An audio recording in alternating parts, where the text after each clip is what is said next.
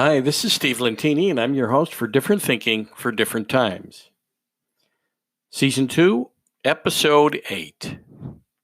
I want to start with something today from Living the Course in Miracles, a book by John Murphy. Monday. Got to have my glasses on. Here's a quote from The Course in Miracles. There is no world. This is the central thought the Course attempts to teach. And then another quote from an English Taoist. His name was Wei Wu Wei. Not sure how that's English, but that's my small acorn mind, my little brain judging. All things and all sentiments are interpretations only.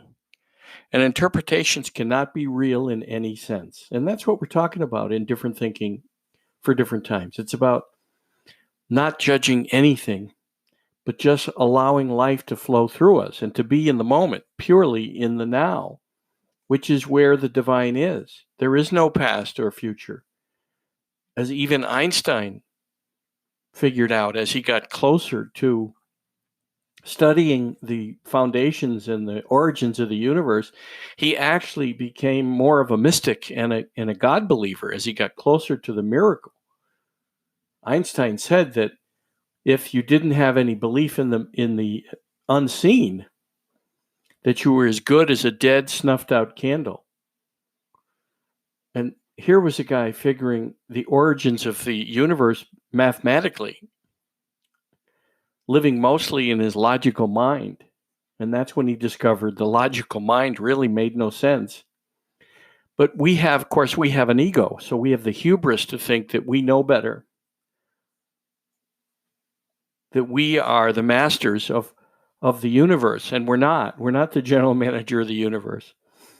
And of course, we have these ideas that define us, and they don't have to. You hear so many people say, well, this is who I am. That's just a decision they've made, right? That it's all really an illusion, right? That the world itself is only responding to what we think about. The memory of God comes to the quiet mind. Another quote from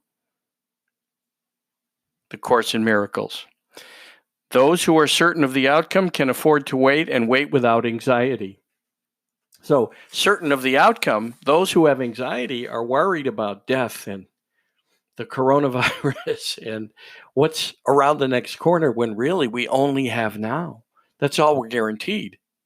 As I've told in this recording, in this podcast many times, November 13th, 2002, I got up with a past and a future and a present, although I didn't really enjoy the moment very much. There were present moments, but I spent most of my time living in the past or in the future. And so living in the now is amazing when we realize this truly is heaven if we decide it to be, by just allowing the now, not fighting it. When things don't go our way, accept it and look for what's the lesson and what is God trying to show you and what is the divine trying to show you, because it doesn't matter what you call the life force. There was no name. But look for the lesson, look for the guidance by just accepting that all the people that are in your reality and all the circumstances, you planned it. You created it. It's either there for a learning or for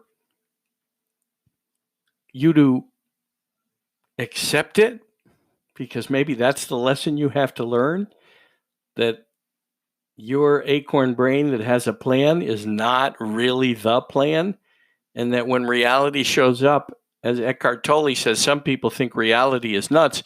If it's here, why rail against it? You're wasting your time and your energy. Appreciate it. Become grateful for it. Even the things that disappoint you or sadden you, there are all part of the journey called life. We can't avoid it. You could try to avoid it. It's quite the waste of time. So judging someone's sexual preferences, judging someone's sex, some people are anti-male or anti-female or anti-gay or anti a certain nationality or anti a certain religion. it's all wasted energy, because the divine, there's no definition of anything. You're one with everything and nothing, and it's just a knowing. It's just a knowing. If you listen to the wrong voice, you have lost sight of your soul, says the Course in Miracles. You cannot lose it, but you can not know it. It is therefore lost to you until you choose right. Meaning, making the right choice is accepting the now. It's being with it. Not to reject someone because they are a different nationality than you, or from a different country, or speak a different language. What if you got up every day with the goal of leaving everything and everyone a little better than you found them? What if, as John Maxwell says, living a life of intentionality, you become a life of significance, which satisfies your soul, and it's simply stating this. You get up every day with the idea that you'll leave a positive impact on everyone and everything. And so it doesn't matter what you do if you decide to live intentionally and have a life of significance, because you're making a positive impact wherever you go. Help others who disagree with you. Maybe you have a debate and you agree up front that maybe we'll compromise and maybe we won't. But not everyone's going to agree with us. If people don't agree with you politically, have a discussion about it. Understand why they feel that way. There's a reason they feel that way. Hopefully it's not the small-minded thinking of, in America, we have mostly just two parties, and we have this blind loyalty. If people are Republican or Democrat, I'm an independent, in case you're wondering, only because I got tired of following some party line. It's a game. I want to be able to choose someone based on the issues and how I feel personally, and it's no one else's business. So I just listen for where people are on the issues. Personally, you can debate me, but I think we should do away with the two-party system. Maybe we should have 5 or 10, or become more like a parliament where a negotiation has to be had because no one party has the majority. So yeah, we've got a silly system, and I think we need term limits, but that's all a discussion for another time. But I'm not going to go make someone else wrong because they believe differently. I'm glad to have the debate about term limits. I just think that the founding fathers and the people that were, even the founding mothers, the people that were running the country in the early days, gave of their time willingly. And I think Congress was only held 3 or 4 times a year. We could do that. 4 times a year, once a quarter for 3 or 4 weeks. And they would all go back to their jobs when it was over. And their term could be 4 years or 8 years. I think 8 years is good for either the House or the Senate to stop all this re-election stuff, except for new candidates running, say 1/4 of the Congress every 2 years.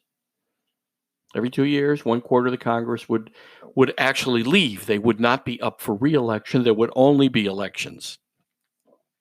But these are my thoughts, and I believe that it's limitless kind of thinking to break through barriers and let more people serve and help get us away from all the complaints we have about a do-nothing Congress, and all the complaints we have about Democrats making Republicans wrong and Republicans making Democrats wrong. And if you don't think it's small-minded thinking, just think about how frustrated you are if you're on one side or the other. You want the other side to think like you. Now that's acorn brain, small-minded thinking. And I'm fine with whatever the majority of the population decides. I'm okay with the outcome. And I'm okay with all outcomes in life, because I cannot control outcomes. I can only control my behavior and my thinking. So I work on that in every moment. And 1 second I was here and the next second I was gone. So I work on being present. I work on it. And it's a journey back in my body. The ego brain, the little acorn brain, tried to take over again. And it tries every day, and some days, some moments, and every day it wins. And then I catch myself and I realize what's really more important is not limited thinking, but infinite thinking, to mirror that which made us, which is infinite. Infinite. Try to find the end of space. Make a little spacecraft and fly out, if you can, to the edge of the universe. You won't find it. We live in something so big, we really can't see it. It's kind of like the ants that are at a bridge abutment. They've got a big anthill and they're working underground and doing different things for their ant community. Do they even know there's a bridge above them?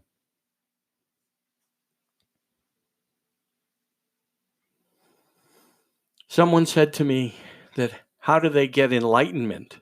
And it reminds me of the Buddha. They were walking through the woods and a student kept bothering him about enlightenment. How would he know? And they came to a lake and they went for a swim, and the Buddha held the student's head underwater. And the student was fighting and fighting and fighting and gasping. And finally, the Buddha let the student up, and the student was gasping for air and said, "Why did you do that?" And the Buddha said, when you want enlightenment as much as you wanted that breath, that's when you'll find enlightenment. But most humans believe their acorn brain thinking and not wanting to rise above it, not wanting to break through from limited into the limitless.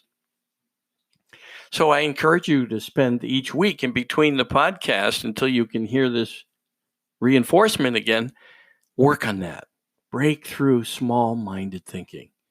Overcome it. You are the master of you and no one else. And no one is your master. And the life force itself doesn't matter what you think. You can allow the life force to flow through you by just being in the now and accepting it instead of railing against it. Remember another thing that Eckhart Tolle says. When you fight life, life fights you. Have a great week. That's the message. Any questions? Steve@stevelentini.com. Steve@stevelentini.com. If you'd like to debate me, email me. You want to email me questions that you'd like answered on the podcast, whatever you'd like to do, fine with me.